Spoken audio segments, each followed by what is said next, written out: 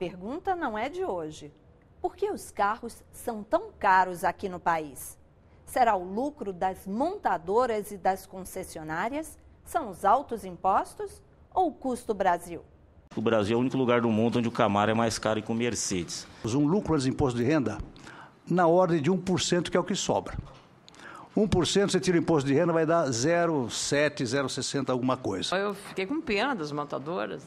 Para entender o porquê de preços tão altos, a Comissão de Assuntos Econômicos ouviu representantes das concessionárias de veículos, dos fabricantes e de trabalhadores do setor, além de um especialista em direitos do consumidor.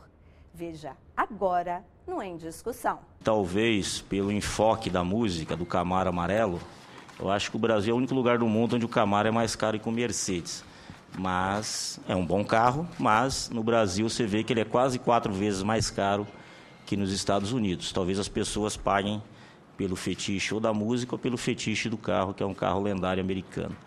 Aí tem o preço, que é bem diferente, mas se olharmos ali o New Fiesta nos Estados Unidos e o New Fiesta, o preço no Brasil, você tem uma diferença, realmente é um pouco mais caro. O Civic já tem uma diferença bem maior.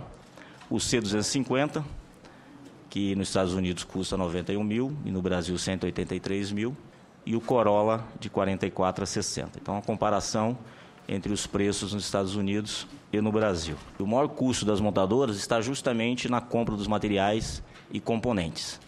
O chamado custo da mão de obra, que às vezes os empresários reclamam muito, é basicamente 8%. Isso incluindo o Estado de São Paulo, que paga os melhores salários. Se tirar o Estado de São Paulo, a diferença é menor. Fala que no Brasil se paga muito imposto. Realmente, se a gente olhar aqui, né, os Estados Unidos pagam em torno de 6%, no Japão 9%, na Alemanha, França, Reino Unido, Espanha, paga tudo em torno de 17%, e no Brasil se paga 30% de impostos. E a gente tem aqui a participação dos tributos, né? Então, Camaro, 149 mil, 64 mil tributos, 213 mil. Aí o New Fiesta, 31 mil, com os tributos, 45 mil. E assim vai. Se nós tivéssemos uma carga tributária praticada em outros países, com certeza nós teríamos um mercado muito maior. Prova disso, em maio de 2012, o governo federal fez uma redução do IPI.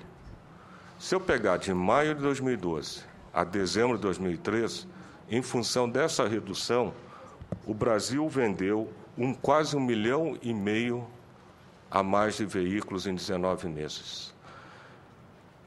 O governo federal perdeu quase 5 bilhões de arrecadação do IPI, mas ganhou 5,6 em PIS/COFINS, 6 bilhões em ICMS, 1,5 de IPVA. Saldo líquido, o Brasil arrecadou mais de 8 bilhões nesses 19 meses. Falar de impostos no Brasil é sempre muito complexo, dado o assunto exige um conhecimento muito grande e eu procurei encontrar uma forma simples. Então, de cada R$100 do custo da receita líquida, não é lucro, é receita líquida do fabricante, a margem bruta teórica média de mercado possível, contratualmente, é de R$17,71 de cada R$100. Sobre essa somatória, agregamos R$51 de impostos, o que faz com que o preço final de cada R$100 da receita do fabricante, ele chega no preço público, teórico, tabela cheia, por R$168. Quando um concessionário é nomeado, ele faz um contrato de concessão onde tem a margem média prevista contratual. Eu diria que essa margem ela é virtual, ela é teórica, porque ela pressupõe que você vende um carro na tabela, o que absolutamente não acontece no Brasil. É só ligar a televisão e ver os jornais para ver quem é que vende com o desconto maior nesse momento. Então, a margem contratual média é de 7% a 12%, variando de acordo com a cilindrada do veículo, da categoria, se ele é do grupo A, B, C ou D, se ele é importado, etc. Entretanto, entre essa margem contratual e aquilo que acontece no mercado, nós hoje enxergamos uma margem bruta praticada que vai de 5% a 6%. Agora, quanto custa para vender um carro? Uma estrutura de custo de uma concessionária, desde salários, propaganda e aluguéis, test drive, funcionários, etc., o custo para vender um carro, a média Brasil, é de 4% a 5%. Se formos uma cidade como São Paulo ou Rio, esse número aumenta. Então, isso permite, na coluna de venda de autos novos, um lucro antes de imposto de renda na ordem de 1%, que é o que sobra. 1%, você tira o imposto de renda, vai dar 0,7, 0,60, alguma coisa. Então, para dar um exemplo prático, hoje, então vamos pegar um preço de tabela, que é o ticket médio de um carro naquela faixa, de R$43 mil como preço de tabela, cheio, sem desconto algum. O preço praticado médio, nessa categoria, hoje está em torno de 6% ou mais. Então, daria um valor de nota fiscal de 40.850. A receita líquida do fabricante vai ser em torno de 25 mil. Impostos 12 mil, o que sobraria uma margem teórica nominal do concessionário em torno de 10,5, naquele caso, de 4.515. Desconto de 5%, o lucro bruto, antes de apropriar o custo da estrutura, em 5,79. Como eu disse que o custo de estrutura vai de 4 a 5, sobra alguma coisa perto de 1 e pouco por cento, que vai dar aquele 0,60. Ou seja, aqui do lado de cá estão os carros de 1.000 cilindradas. Então, estamos falando de algo entre R$200 e R$300, 400, 300, 245 nos carros maiores. Aí os senhores vão dizer, mas escuta, como é que vocês conseguem ficar vivos vendendo o carro a esse preço? E aí entra uma parte do que estava dizendo a jornalista. Hoje, fundamentalmente, qualquer concessionário que não tiver uma área de pós-vendas, de serviços eficiente e uma área de vendas de veículos usados, ele não consegue sustentar. Queria dizer que eu descarto de cara, vou começar pelo fim, que nós temos carros caros ou alta lucratividade aqui no Brasil. Se nós pegarmos de 2003 a 2013, a 2011, que foi o último dado levantado pelo IBGE, PIA, o lucro médio das montadoras no Brasil foi de 2,9%, enquanto pela revista Forbes, o levantamento das montadoras no mundo, foi de 3,1% nesse mesmo período.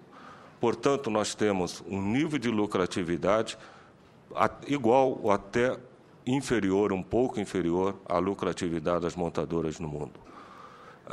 Eu quero deixar claro que lucro não é vergonha. Eu gostaria de lucrar muito mais. Porém, o mercado competitivo no Brasil, pouca gente percebe, mas é um dos mais competitivos no mundo. Nós temos 62 marcas disputando o mercado brasileiro. Essas 62 marcas oferecem mais de 2.500 modelos e versões de veículos. Quando a gente fala em competitividade, o reflexo é exatamente desse gráfico aqui. IPCA aumentou 59% de 2004 a 2013 e IPCA de veículos, preço médio, caiu 7%. Em relação ao preço médio de veículos de 2004, nosso carro custa hoje 7% mais barato, enquanto a inflação nesse mesmo período evoluiu 59%. Então, são ideias que nós precisamos, quando acusamos, qualificar melhor ao invés de quantificar, de simplesmente quantificar. Olha, eu aqui, ouvindo a exposição das montadoras, vou fazer uma brincadeira, presidente Moura, eu fiquei com pena das montadoras. Então, pena, né? Estão sofrendo tanto, né? Mas, aqui, brincadeira à parte, a situação mais complicada é das revendas, porque estão imprensadas entre o mar e o rochedo, né? Entre o consumidor que pressiona e a montadora que pressiona. Então, a situação é complicada. Você vai ver no próximo bloco como o valor do dólar afeta o preço dos veículos no Brasil. Esse mesmo veículo foi comercializado no Brasil por $4.100.